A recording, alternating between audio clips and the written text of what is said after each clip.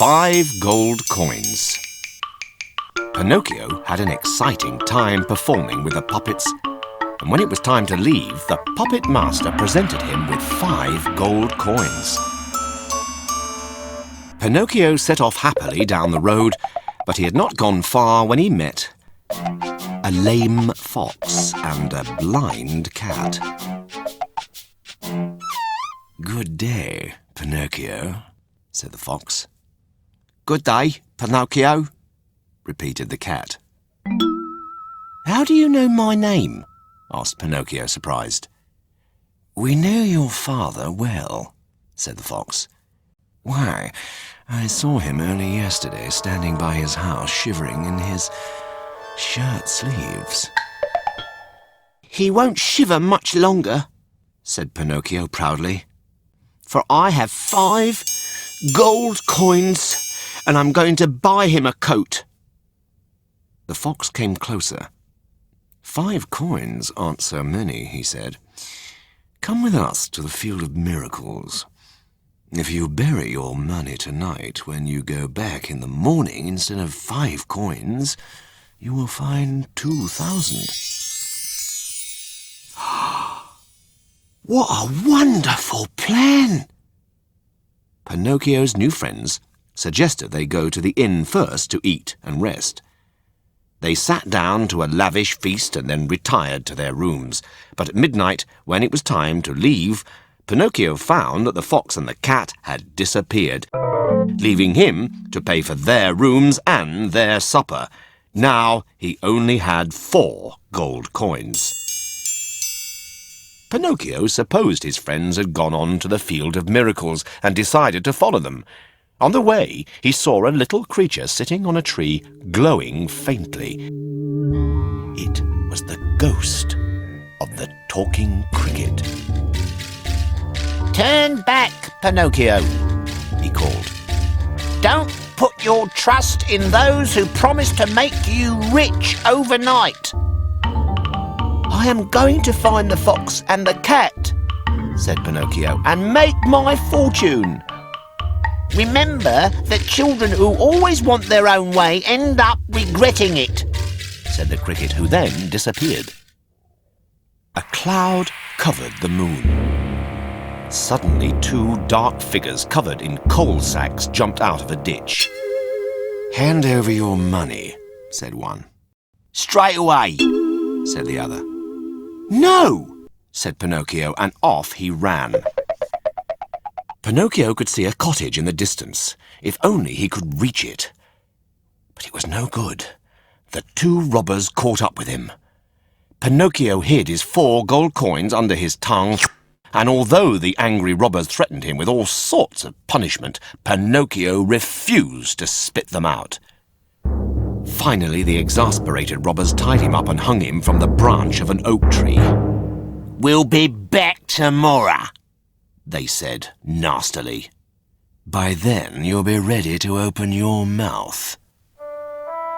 Poor Pinocchio. He spent all night suspended from the tree, his arms and legs getting stiffer and stiffer. "Oh, Papa," he cried, "if only you were here."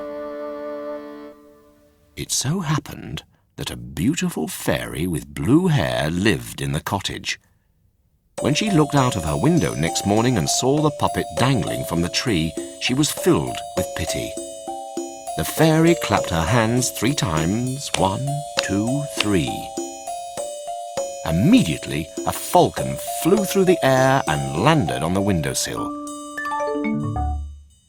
"I want you to peg the rope that binds that puppet with your strong beak," she commanded, "and put him gently on the ground." The bird flew off and the good fairy clapped her hands again. A splendidly dressed poodle appeared. He was the fairy's coachman. "Medoro, harness my most splendid coach and take the road through the forest. At the foot of the giant oak you will find a poor puppet lying on the ground. Lift him up carefully place him on the cushions in the coach and bring him straight back here to me." As soon as the coach returned pulled by 100 pairs of white mice, the fairy ran out. She took Pinocchio in her arms and gently carried him into the house. She put him to bed in a little bedroom and sent for the most distinguished doctors in the district. 3 arrived: a raven, a screech owl, and a talking cricket. "Tell me," said the fairy, "is this puppet alive or dead?" The raven examined Pinocchio. Certainly dead," he said.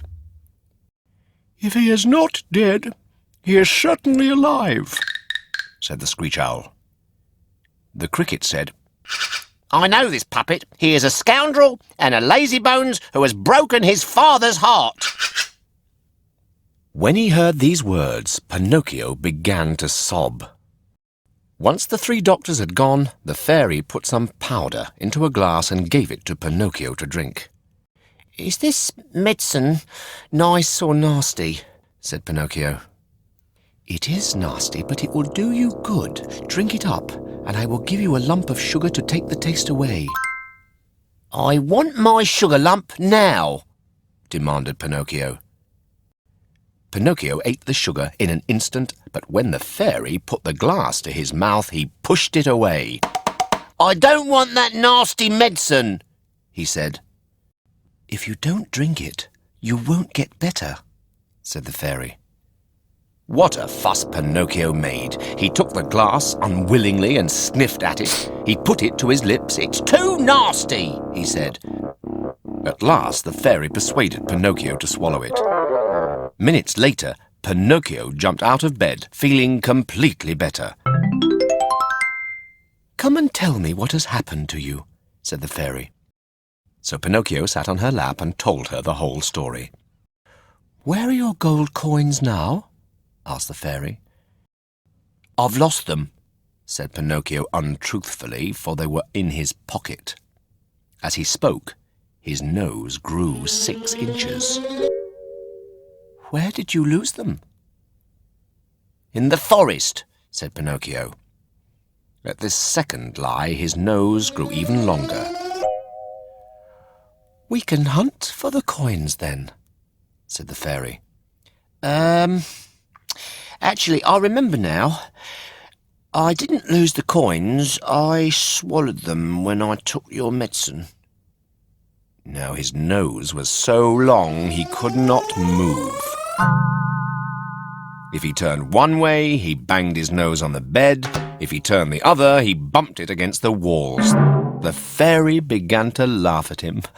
"My dear Pinocchio," she said, "I do believe you are telling lies."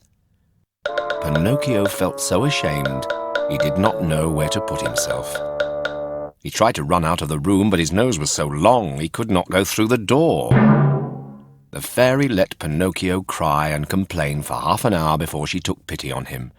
Then she clapped her hands, and in flew a flock of woodpeckers who pecked Pinocchio's nose down to size.